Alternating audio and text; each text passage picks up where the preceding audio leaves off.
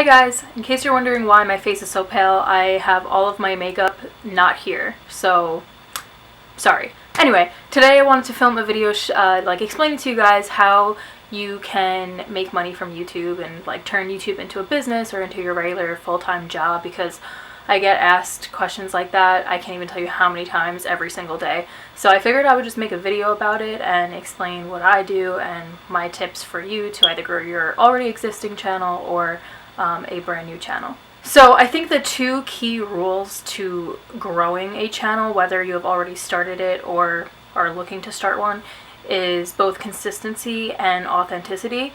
Consistency is key because people, I know even with myself, if someone doesn't upload consistently, first off, I have a bad time with this, but if someone isn't uploading consistently, or I see that they only upload once every few months or so, I just kind of unsubscribe because I'm not really interested in that person anymore. Just I lose interest quite quickly, as I feel most people do with anything in relation to the internet.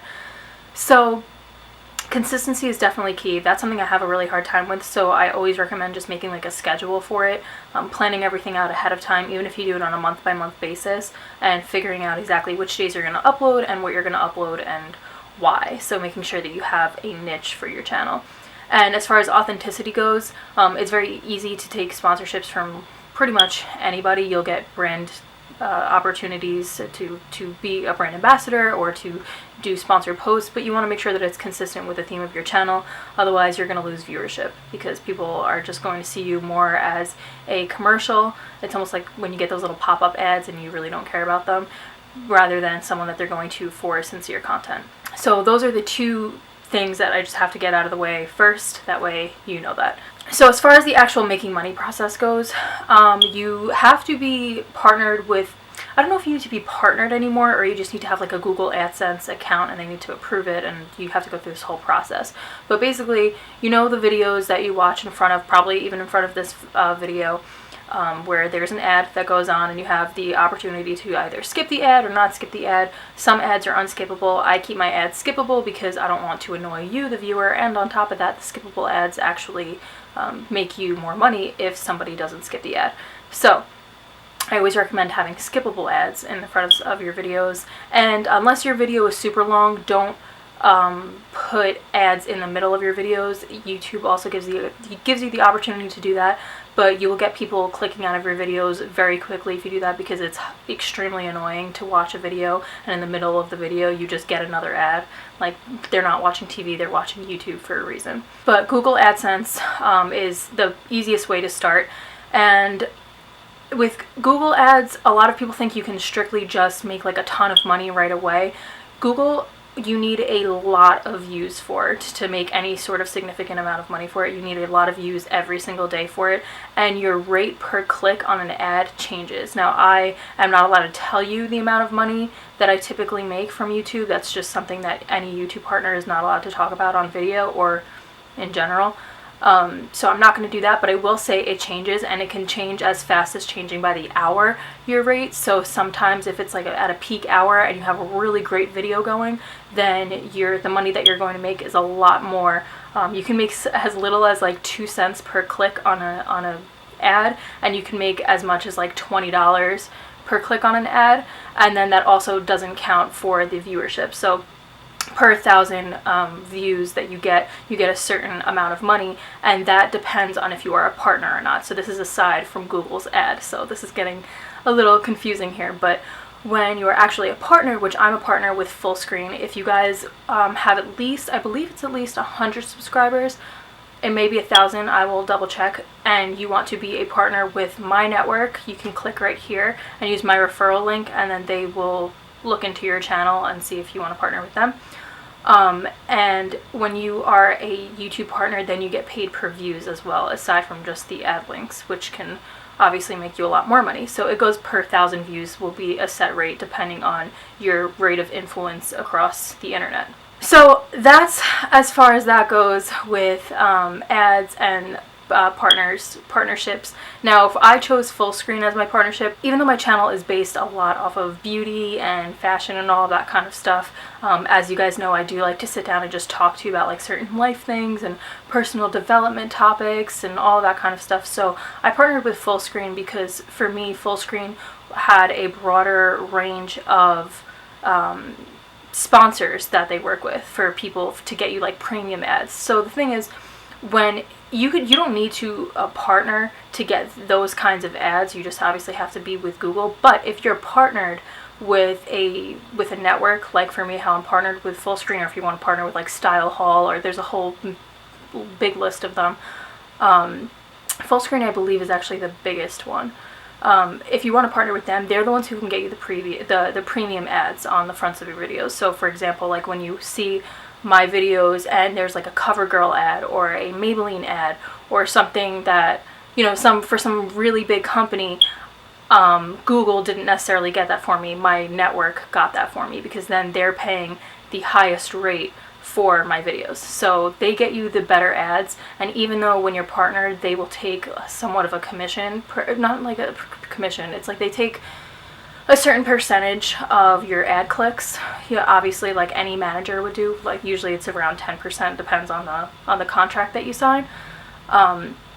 But it's worth it because the money that you're making per click is much higher because of the deal that your network got you. So it's well worth it. And then on top of that, you're not having to deal with people directly all the time, having to do all of the emailing back and forth, which will save you so much time, energy, and sanity.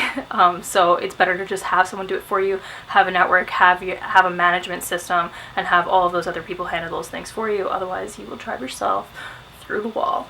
Now, speaking of driving yourself through a wall, I also have a written blog, which most of you know about. My written blog, I also have my Google AdSense account attached to my written blog. So I strategically placed certain ads in certain areas of the website, of my blog site. That way it will be seen, but it won't be annoying to a viewer. Now, you can have your Google ads, which they will set up for you. Then they're going to place those things based off of obviously the brand wanting to work with you, and they obviously go into the cookies from the computer or the phone or whatever from your viewer. That way they can decide which ads will fit properly for that viewer.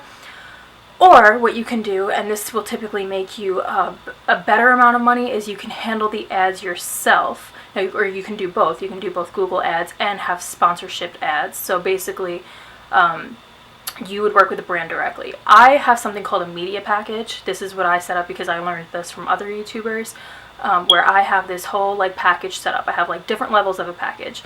And for someone who wants to put a consistent ad on my blog and they just want me to keep it there, like in the sidebar, like say, for example, Forever 21 wanted to work with my blog.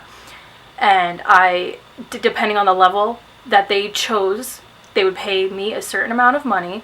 I would keep their ad in a certain spot for a certain length of time, whatever, etc. Or they can do a sponsored post, which then they would then send me clothes. I would take pictures in it, you know, and then you get the full sponsored post, which usually costs a lot more money. So you can set up a whole media package, and that would be based off of your preference. I could maybe write in my blog that's written below, maybe I can show you guys a picture of what my media package looks like, but you just want to set something up. It's almost like having a business plan, setting up a sponsorship proposal plan, just so that way you can entice different companies to work with you, and that way you have everything set out, because you don't want to sit there and kind of like make things up as you go along. One, it looks super unprofessional, and two, it's just so much easier to already have a set plan and then just send that out whenever any company reaches out to you. Otherwise, you're going to be sitting there having to constantly create something new in your head. Meanwhile, you just have this set thing, send it out, done and over with. If they want to work with you, they will, and if you want to work with them, then you will. So it just kind of all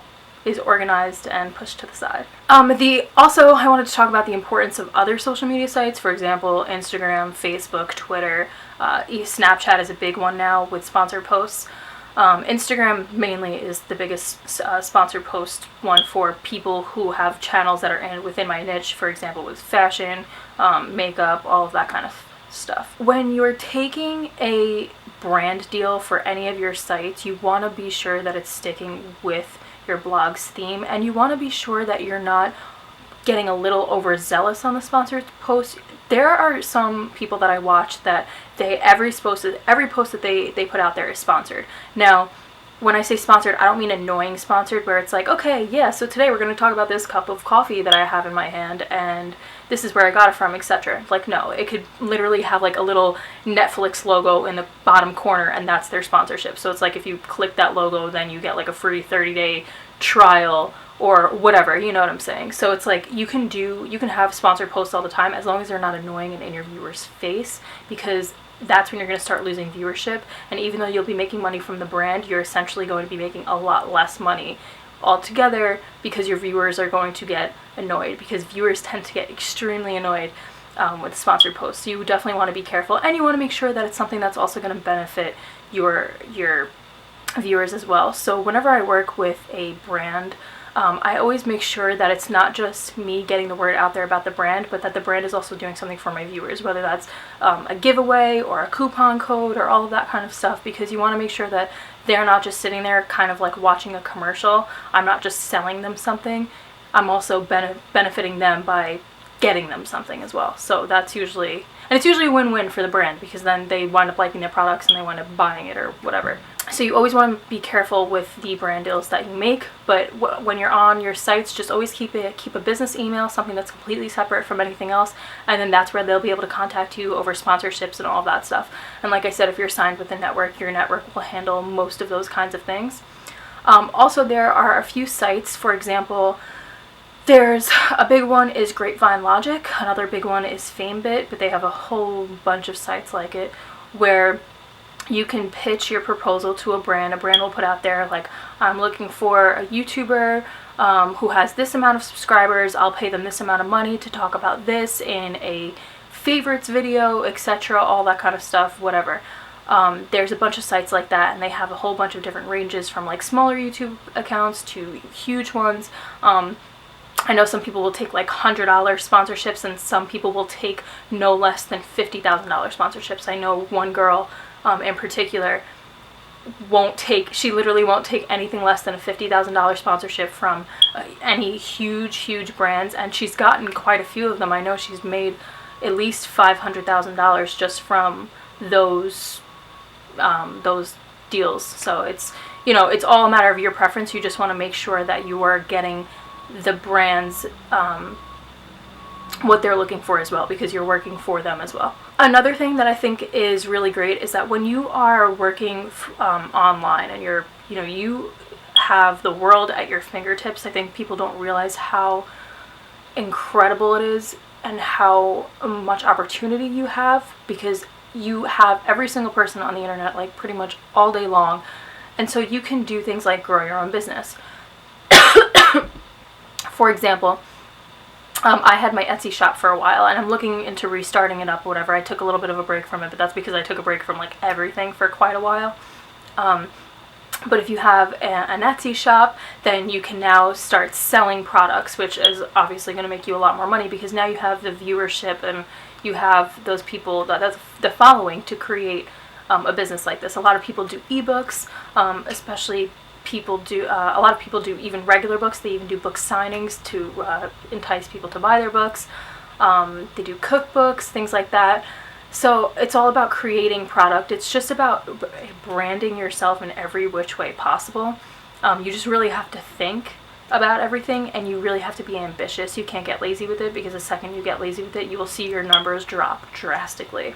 And it's very easy to get lazy with it when you are your own boss, because you can obviously slack off and then nobody's going to be watching your stuff anymore, and you have to be on top of yourself. Nobody's going to be on top of it for you, because like I said, you're your own boss. So basically that's like the kind of overview. Even though this is a long video, I feel like it was still so vague in comparison to what really goes on behind the scenes with YouTube and making money and all of that kind of stuff.